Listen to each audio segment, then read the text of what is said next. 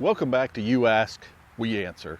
So this week we're going to be talking about earthquake weather. Well, or is there such a thing? So back in Aristotle's day, 350, 400 BC, he put forward the hypothesis that air trapped in subterranean caves was actually, and its escape was actually the cause of earthquakes.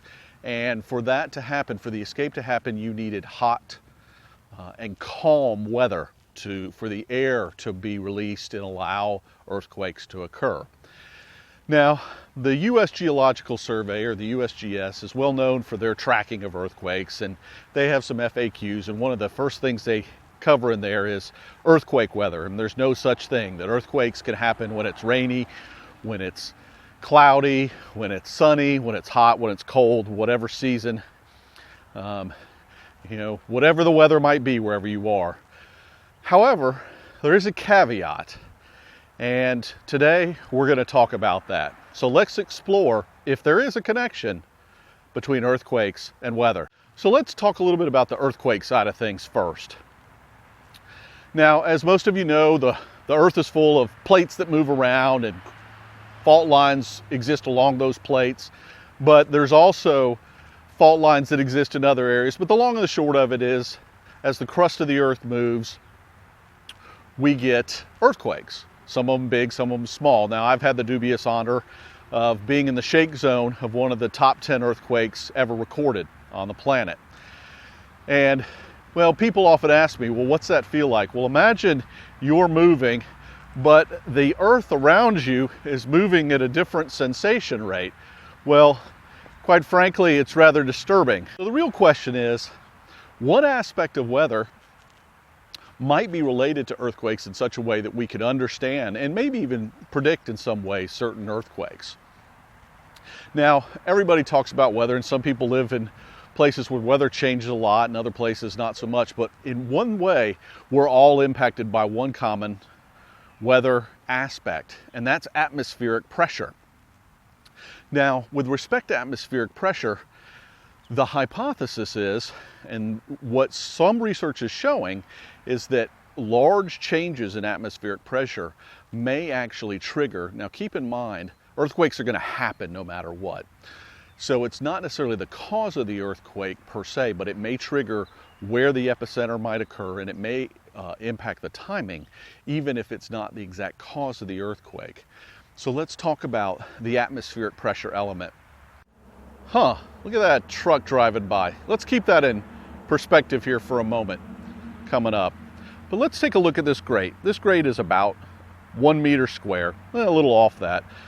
But imagine that grate, go and stand on it, and then look up to the sky.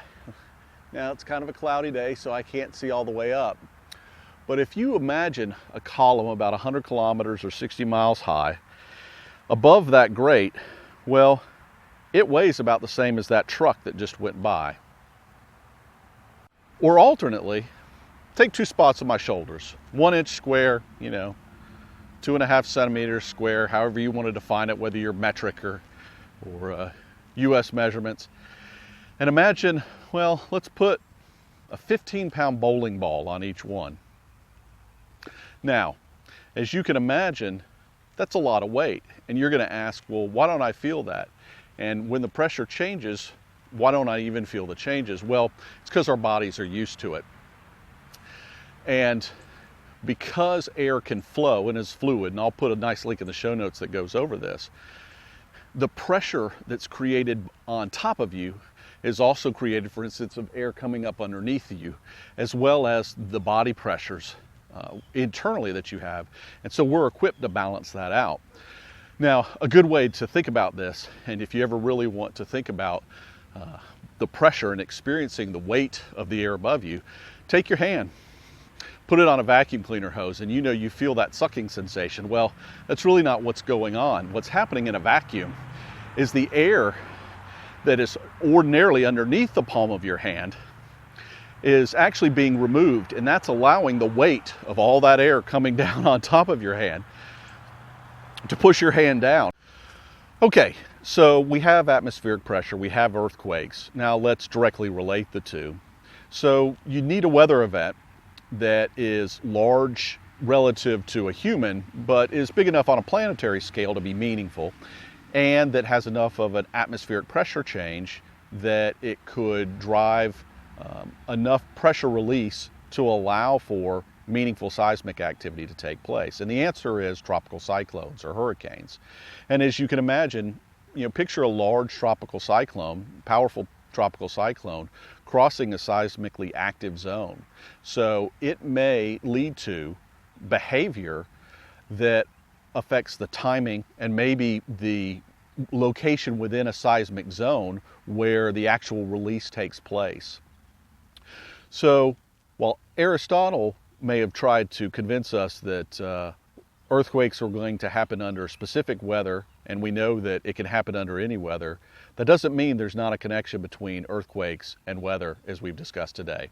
As always, I'll have some good links that talk about atmospheric pressure, some of these things in a little more detail, some research related to this topic about connecting atmospheric pressure and earthquakes in the show notes. But until next time, have good and exciting weather.